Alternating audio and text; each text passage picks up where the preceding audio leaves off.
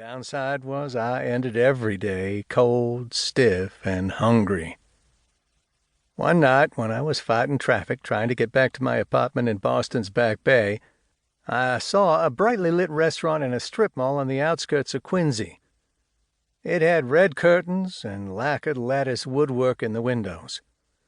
There was a yellowing menu in the window, and a bright neon sign that said "The Blue Lotus," formed into that weird faux Asian version of the English alphabet you could only find in Chinese restaurants.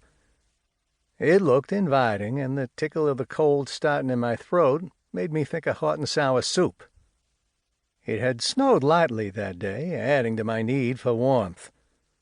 I pulled the brat through the slush and slid into a parking spot. When I pulled open the door, I was greeted by the wonderful smell of cooking food and exotic spices. There was a small counter in front of me with a cash register, and a ceramic golden cat with one raised paw was next to the register. To my left was an unused coat rack and a small shrine with a ceramic Buddha and incense.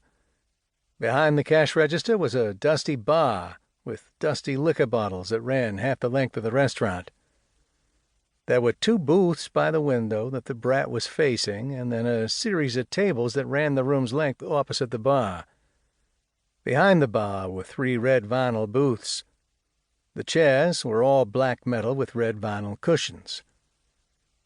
Two of the tables were taken up by older Asian couples.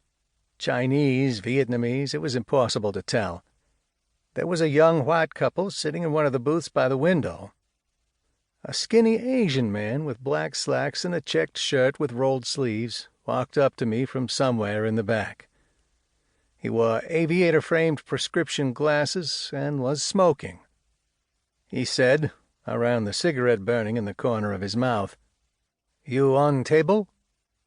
His accent was thick but not indecipherable. He could have been 35 or 55. I couldn't tell. "A booth, if you don't mind." He shrugged and, taking a menu from the stack by the register, led me to a booth. I sat down, the peacoat folded next to me on the booth with the pocket with the Colt facing up.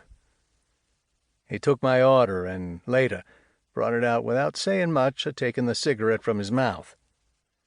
The restaurant and its menu were Chinese, but I had spent over 2 years in Vietnam and knew that he was about as Chinese as I was. He could have stepped right out of any restaurant, bar, or club in Saigon. I turned down the bowl of bread rolls and Chinese mustard that every Chinese restaurant seemed to insist you eat. He merely grunted something that sounded like approval. I asked for chopsticks, and he answered with another grunt and put a paper sleeve with 2 wooden chopsticks down in front of me. He seemed genuinely shocked when I ordered tea instead of a drink. By that, I mean he raised his left eyebrow a millimeter higher than the one on the right. The food was excellent. The hot and sour soup did its job, and the dumplings I ordered were perfectly steamed and pan-seared. I managed to eat lo mein with the chopsticks without wearing much of it or embarrassing myself. He brought the check on green paper on a plastic tray, pinned down by 2 fortune cookies, which I ignored.